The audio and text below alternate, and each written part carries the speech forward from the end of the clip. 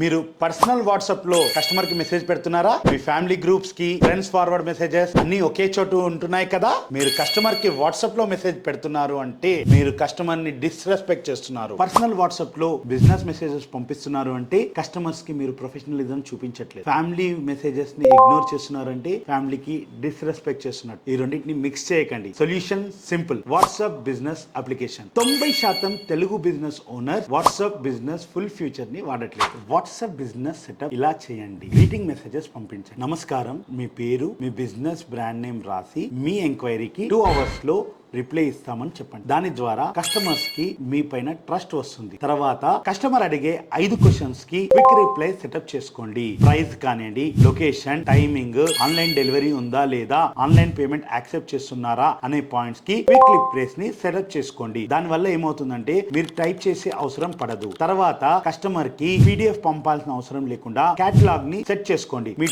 Top 10 products ని price, description అన్నిటిని add చేసి దాంట్లో మీరు కేటలాగ్ లో పెడితే పీడిఎఫ్ పెట్టాల్సిన అవసరం పడదు. లేబులింగ్ ని యాడ్ చేసుకోండి. న్యూ కస్టమర్, పేమెంట్ పెండింగ్, అదే విధంగా హాట్ లీడ్ అని పెట్టుకుంటే కస్టమర్స్ ని ఈజీగా హ్యాండిల్ చేయొచ్చు. నా కస్టమర్ ఒకరు కూకట్పల్లిలో బ్యూటీ సెలూన్, ఇదే సెటప్ ని నేను సెట్ చేయగానే వాళ్ళకు 2x లీడ్స్ పెరిగాయి. కస్టమర్స్ కి రిప్లై వెయిటింగ్ టైం అనేది 80% తగ్గి వాళ్ళు చాలా హ్యాపీగా ఉన్నారు. మీరు కూడా వాట్సాప్ బిజినెస్ వాడుతున్నారా? కామెంట్ లో ఎస్ ఆర్ నో అని చెప్పండి. సో దట్ నో అయితే నా టీం మీకు complete detail description PDF share చేస్తాం. Like and share.